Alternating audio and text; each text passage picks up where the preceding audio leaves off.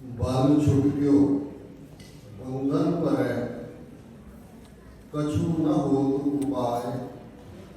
कहो नानक अब ओट हर गज ज्यों हो सहाय। बल होआ बंधन छुटै सब किछ होत उपाय। नानक सब किछ तुमरे हाथ में तुम ही होत सहाय। वाहिगुरु जी का खालसा वाहिगुरु जी की फतेह। साहिब श्री गुरु ग्रंथ साहिब जी की हजूरी में जुड़े बैठे सतगुरु जी का अपना आपा गुरु खालसा सत संगत जीओ। अज ये विशेष दीवान दुनिया भर में जिथे जिथे भी गुरुद्वारा साहिबान ने उन्होंने किसी भी साल के सब तो वड्डे इकट्ठ नालों भी वड्डा इकट्ठ बन गए। साडे बुजुर्गों ने ये सियाणप उठाई जदों कुछ दहाके पहला इस नवे बरे की शुरुआत के नाल क्लब कल्चर जुड़िया हुआ सी। उन्होंने उसनूं एक नवी डायरैक्शन दी कि गुरुद्वारा साहिबान दे विच इकट्ठे होके गुरु जस करते हैं गुरबाणी कीर्तन दियां गोरियां विच इस वर्तारे क्योंकि जो असी नवा वरा भी कह रहे हैं कि गुरु नानक साहब का ये शब्द सानू दसदा है कि विसवे चसिया घड़ियां पैरा तित्ती वारी मौ हुआ सूरज एको रुत अनेक। नानक करते के केते वेश वेश पहरावे को कहते हैं कि कुदरत भी जब छे रुतां साडी उस धरती ते पंजाब की धरती पंज दरियावां की धरती ते आउंदियां ने वो भी करते का पहरावा है। कुदरत राही करता अपने आप को जाहिर कर दे बलिहारी कुदरत वसिया तेरा अंत न जारी रखे। पर इस गल का ध्यान रहे कि जदों असी अज वरा 2022 को अलविदा कह रहे हैं 2023 की सूही सवेर के इंतजार में हर कोई इस गल को यकीनी बनाया गया कि ठीक 12 बजे जयकारे गजन ताकि कितने एक सैकेंड भी अगा पिछा हो गया तो शायद साल चढ़े ही ना। एक सियासी पोलिटिकल पंथक एक्टिविस्ट होने के नाते मैं जिहड़े विचार तुहाडे नाल साझे करना चाहुंदा लगभग 32-33 बरे पहला जदों इस गुरुद्वारा साहब का यह हॉल तामीर हुआ उदों ये फैसला होया कि यह गुरुद्वारा साहब 1999-90 के पीरियड की गल है। पंजाब के अंदर कौमी घर खालिस्तान की आज़ादी की लड़ाई लई साडे योधे सिंघां सिंघणियां ने अपने सिर तली ते रखे हुए सन कि बाहर घट्टो घट कोई ऐसा गुरुद्वारा साहब होए जिहड़ा खालिस्तान के शहीदों की याद नूं समर्पित होए। हुण तुसीं सारे दीदार करने लई मेन गेट राही अंदर आए हो।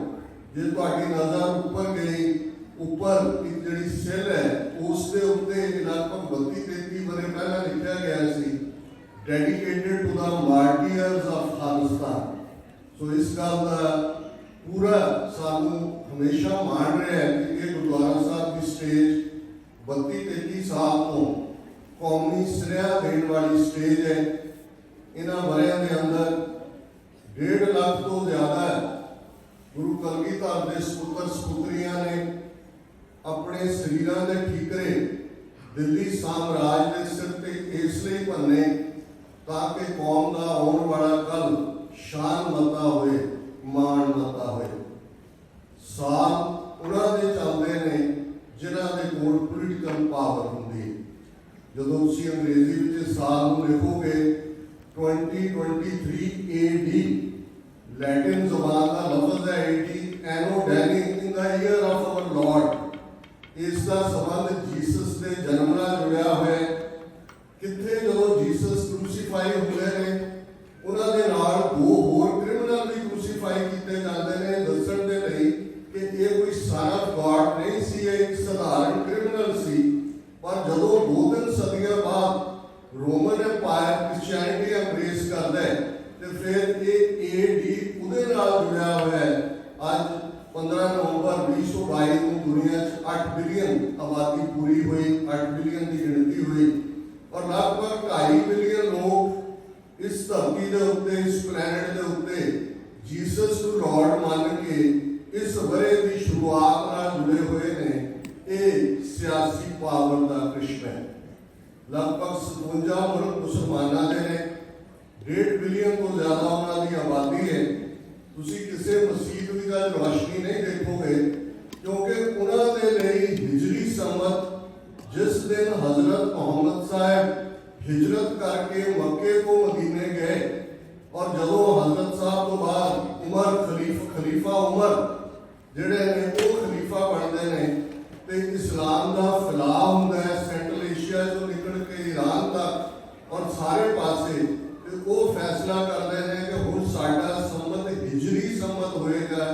हिजरत का वो साल चुनिया गया जदों के हजरत साहब मक्के तो मदीने गए सन। ये पोलिटिकल पावर का कृष्ण जदों साडे कोल बेशक ब्रीफ वक्त दे लई पोलिटिकल पावर सी।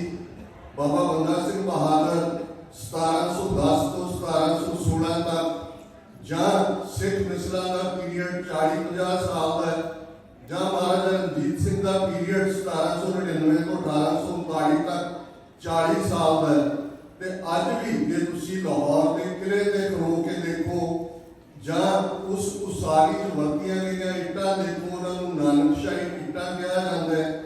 ਸਿੱਕਾ ਵੀ ਗੁਰੂ ਨਾਨਕ ਗੁਰੂ ਗੋਬਿੰਦ ਸਿੰਘ ਸਾਹਿਬ ਦੇ ਨਾਂ ਦਾ ਜਦੋਂ ਪਹਿਲਾ ਸਿੱਖ ਰਾਜ ਇਹ ਦਿਨ ਅਸੀਂ ਸਾਰਿਆਂ ਨੇ ਬੜੇ ਵਿਰਾਮੇ ਅੰਦਾਜ਼ ਗੁਜ਼ਾਰੇ ਨੇ। ਚਾਰ ਸਾਹਿਬਜ਼ਾਦਿਆਂ ਦੀ ਸ਼ਹਾਦਤ, ਮਾਤਾ ਗੁਜਰੀ ਜੀ ਦੀ ਸ਼ਹਾਦਤ, ਪਰ ਇਸ ਸਭ ਦਾ ਜਵਾਬ ਸੀ ਜੇ ਸਰਹੰਦ ਦੇ ਵਿੱਚ ਉਹ ਖੂਨੀ ਕੰਧ ਉਸਾਰੀ ਗਈ ਤੇ 10ਵੇਂ ਪਾਤਸ਼ਾਹ ਨੇ ਤੀਰ ਦੀ ਨੋਕ ਨਾਲ ਕਾਈ ਦਾ ਬੂਟਾ ਪੁੱਟ ਕੇ ਕਿਹਾ ਸੀ ਮੁਗਲਿਆ ਰਾਜ ਦੀ ਜੜ ਟੁੱਟੀ ਗਈ। ਫਰਜ਼ਹੀਨ ਨਹੀਂ ਸੀ। 1710 ਬਾਬਾ ਬੰਦਾ ਸਿੰਘ ਬਹਾਦਰ ਪੰਜਾਬ ਆਉਂਦੇ ਨੇ, ਇੱਟ ਨਾਲ ਇੱਟ ਖੜਕਾ ਦਿੱਤੀ ਜਾਂਦੀ ਹੈ ਜ਼ਾਲਮ ਸਾਮਰਾਜ ਦੀ, ਔਰ ਉਸੇ ਹੀ ਫਤਿਹਗੜ੍ਹ ਸਾਹਿਬ ਦੀ ਧਰਤੀ ਤੇ ਉਸੇ ਹੀ ਗੁਰਦੁਆਰਾ ਜੋਤੀ ਸਰੂਪ ਜਿੱਥੇ ਕਿ ਸ਼ਹਾਦਤਾਂ ਸੰਸਕਾਰ ਹੋਏ ਖਾਲਸਾ ਰਾਜ ਦਾ ਐਲਾਨ ਹੁੰਦਾ ਹੈ। ਔਰ ਇਹ ਐਲਾਨ ਕੀਤਾ ਜਾਂਦਾ ਹੈ, ਸਿੱਕਾ ਖਾਲਸਾ ਹੀ ਚੱਲਦਾ ਹੈ, ਕੋਇਨ ਚੱਲਦਾ ਹੈ ਜਿਸ ਦੇ ਉੱਤੇ ਸ਼ਬਦ ਨੇ ਸਿੱਕਾ ਜ਼ਤ ਪਰ ਹਰ ਦੋ ਆਲਮ ਤੇਗ ਨਾਨਕ ਵਾਹ ਅਸ ਫਤਿਹ ਗੋਬਿੰਦ ਸਿੰਘ ਸ਼ਾਹ ਸ਼ਾਹ ਫਜ਼ਲ सच्चा साहिब अस कि ये गुरु नानक गुरु गोबिंद सिंह गुरु नानक साहब की तेग और फतेह शाह दे शहनशाह गुरु कलगीधर पातशाह की बदौलत असी दो जहाना दे अंदर ये सिक्का चला रहे हैं ते रॉयल स्टैंप दे उत्ते जिहड़ी शाही मोहर जिहदे थल्ले पहला प्रोक्लेमेशन हुंदी है जदों दुनिया च जे किते लैंड रिफॉर्म नहीं सी होया कि tiller of the land is the owner of the land, जमीन वोट वाला जमीन का मालिक है और वो रॉयल स्टैंप है देव हो तेग हो फतेह हो नुसरत बेदरंग याफत अज नानक गुरु गोबिंद सिंह के देव तेग फतेह ते अतुट बख्शिशां सानू गुरु नानक गुरु गोबिंद सिंह साहब ने बख्शियां ने। ये राज शक्ति का कमाल हुंदा है। खालसा जी दुनिया के वहण दे विच वहना एक सुभावक वर्तारा भी है, पर जे असी गुरु नानक गुरु गोबिंद सिंह साहब दे अपने आप को सिख कहते हैं तो बीते की गलोरी को बहुत ज्यादा जिहड़ा उसकी चर्चा होनी, पर जिहड़े करंट चैलेंजेस ने जो असी अपनी आंखों सामने देख रहे हैं, साडी जनरेशन ने पिछले 38-39 साल जून 84 के फुल स्केल भारतीय फौज के हमले को बाद देखे ने। इन्हां प्रति जे असी अपने फर्जा तो गाफल होइए तो फिर असी गुरु के देनदार हैं। और इस गल दे लई जदों 20वीं सदी के महान सिख संत जरनैल सिंह जी खालसा पिंडरां वाले उन्हां दे असी अल्फाज दोहराते हैं, खालसा जी शहीदां दे खून का हक लैणे। इंदिरा गांधी तो नरेंद्र मोदी तक की तब्दीली हुई है दिल्ली तक भी तुसीं भली भांत जाणो। अज पंजाब की जवानी किवें एक तो बाद एक नस्लकुशी 1984 तो 1995 तक एक पूरी नस्ल मार मुका दी गई झूठे पुरुष मुकाबले। दूसरी जनरेशन को ड्रग्स के हवाले कर दिता गया और जिहड़ा वर्तारा लगातारता नाल जारी है। पर अज पंजाब दे विच जिहड़ी हुकूमत जिहड़ी कि हिंदुत्ववादी सी टीम बीजेपी होए कांग्रेस होए आम आदमी पार्टी होए और असी इस सारे को देख रहे हैं, इसके बावजूद जे एक वड्डे तबके नूं सानू बार-बार ये समझाउणा पैंदा है कि क्यों खालिस्तान जरूरी है, क्यों बिना खालिस्तान की कायमी दे सिक्खां दा कोई मसला हल नहीं होना। जदों तक साडी कौम इस गल दे उत्ते एक गल नूं निश्चयवाचक सच करके नहीं मनेगी, ये खुआरी जारी रहेगी। कदे असी 13 महीने किसान मोर्चा जित के बहुत बड़ी विक्ट्री है, दुनिया ने देखा कि सचमुच जो कौम इकट्ठी होती है किवें वो जित हासिल करती है। पर ये ना इवें सी उन्होंने जारी के कानून बनाए सी, जोर पिया वापस लै ले, पर जिहड़े वर्तारे बराबर नाल चल रहे हैं। साडी हिस्टरी आ पिछले दिनां वीर बाल दिवस के नाम थले जिवें साहिबजादियां की शहादत को हिंदुत्व के खाते च पाउणा चाहे और पाउण की कोशिश की गई, किवें एक साडा रेंटा सिखां दा तबका जिहड़ा हमेशा तैयार रहंदा, जिन्होंने गल च पट्टा पाया होया भी सानू खरीदो, तुसी तख्त हजूर साहब कमेटी पहला इन्हां दे कंट्रोल सी, पटना साहब की वर्तारा हुंदा तुहाडे सामने है। आ दिल्ली कमेटी आउटफिट बन गई बीजेपी दी, ते आ हरियाणा सरकार ने 55 इतिहासक गुरुद्वारे हरियाणे च ने, आ मनोहर लाल खट्टर ने जिहड़ी एडहॉक गुरुद्वारा मैनेजमेंट कमेटी बनाई है, एक महंत नूं उसका मुखी बनाया। सो असी देख रहे हैं कि स्टैप बाय स्टैप साडे इतिहास के नाल मुकम्मल छेड़छाड़, साडे गुरुद्वारियां दा मुकम्मल कंट्रोल होना। बाहरले मुल्कां दे अंदर जे साडी कोई पीसफुल एक्टिविटी हुंदी है, जे कैनेडा दे विच खालिस्तान रेफरेंडम की गल होती है, कैनेडा ने खुद 1980 1995 क्यूबेक दे विच रेफरेंडम करवाए हैं। किवें इंडियन गवर्नमेंट ने प्रेशर बिल्ड किया, डिमार्शे दिता, प्रोटेस्ट दिता, ट्रैवल एडवाइजरी दी। यही कहानी हुण आस्ट्रेलिया दोहरा रहे हैं, क्योंकि 29 जनवरी को मेलबर्न दे विच जिहड़ा खालिस्तान रेफरेंडम है, जे पंजाब दे विच भाई अमृतपाल सिंह अमृत संचार लैब को प्रचंड कर रहे हैं, नशे तो छुड़ाने की गल है, तुसीं मीडिया चुक के देखो किवें डिमोनाइज किया जा रहा है सारी प्रोसेस को। पर यही वर्तारा 1980 तो एक या दूसरे ढंग के नाल जारी है कि नवें बरे अंदर साडा कोई रिजॉल्व होना चाहिए। असी पर्सनल रेजोल्यूशन करते हैं, बहुत बार रेजोल्यूशन 2 हफ्ता 2 हफ्ते उन्होंने उम्र होती है, पर जदों कौमां दे उत्ते गुलामी नाफज की जाती है, फिर कौमां नूं हिस्टरी तो सबक लैके, और ये लफज भाई हरजिंदर सिंह जिंदा, भाई सुखदेव सिंह सुखा ने जदों पूना जेल चो प्रेजिडेंट ऑफ इंडिया के नाम एक लंबा चौड़ा लेटर लिखा सी अंग्रेजी के विच, और उस दे विच लफज सन कि when the nations awake history shivers, कि जदों कौमां जागदियां ने वो इतिहास को कंबड़ी छेड़ दिंदियां ने। ते 35 मिलियन सिख कौम जिहड़ी आज दुनिया के कोने कोने में वसदी है, 5 मिलियन तो ज्यादा सिख डायस्पोरा एक वड्डी ताकत बन के उभरे है। अमरीका दे विच कांग्रेशनल सिख कॉकस जिहदे 50 तो ज्यादा कांग्रेसमैन बाईपार्टीसन ने, कैनेडा दे विच 16-17 मैंबर पार्लियामेंट, 2-3 वजीर, यूके की पार्लियामेंट तरनजीत सिंह ढेसी, बीबी प्रीत कौर गिल, इसी तरह असी हर थां प्राप्तियां कीतियां ने।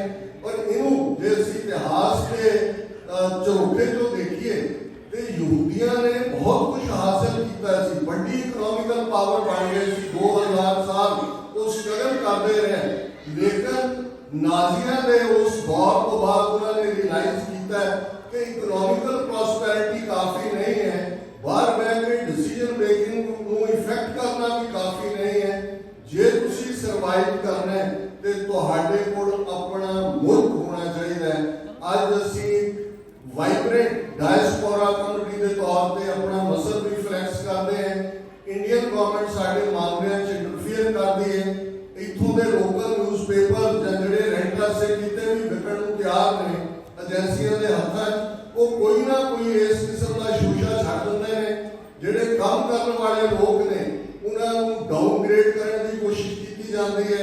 एक बड़ा तबका कंफ्यूज होता है, कुछ जिन्हें कुछ नहीं करना होता उन्हें कहना जी देखो सिख तो लड़ते रहते हैं जी आपस, इन्हों तो गुरुद्वारे मैनेज नहीं होंगे जी, इन्हों तो फलाना नहीं जी, खालिस्तान कितों हो जाएगा, ये हो जाए हाल साड़ी बड़ी श्रेणी का है।